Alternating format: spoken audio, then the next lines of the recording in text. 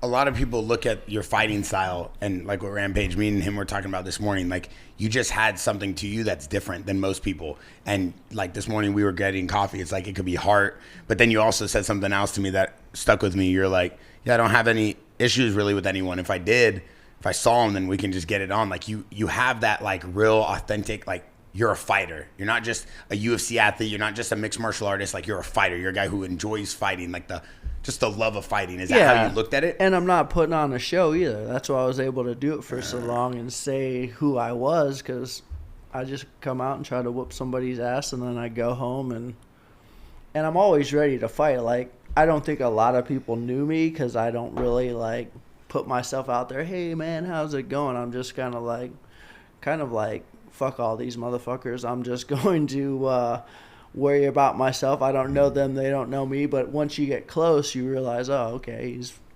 normal, he's not gonna freaking bite me, but, but it was just part of like what I was doing. I'm like, I don't know these guys, they don't know me, and I'm just going back to the gym and training.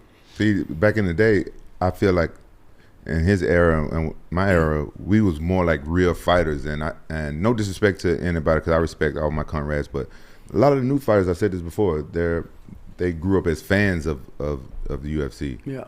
You wasn't really watching it that much. No, I wouldn't watch it very much, especially once I got into it. I would watch, obviously, I'd watch all the Pride shows because to me that was like real fighting. That was that was freaking brutal. It was a freaking show. I would have watched a lot of boxing, but it was just, I lived it every day. So I was just kind of like doing my thing.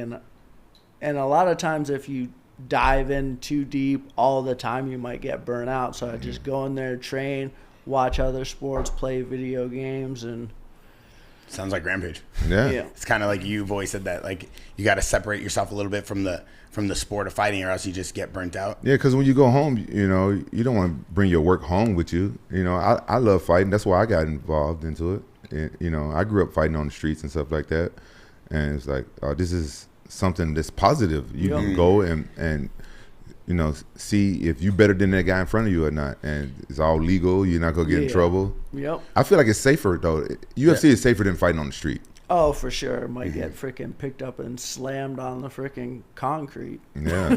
Somebody can have a weapon. Yeah, friends can jump in. I like how you say, like, not to bring your work home with you. Does it affect you, like, when you date these women fighters and then you take them home? Is that what you meant? Like, What do you mean? What do you mean? I've never once dated a woman fighter. I want to. I don't. Are you married? I am married. Oh, you're married. Yeah. I want to date. You date that girl that trains women.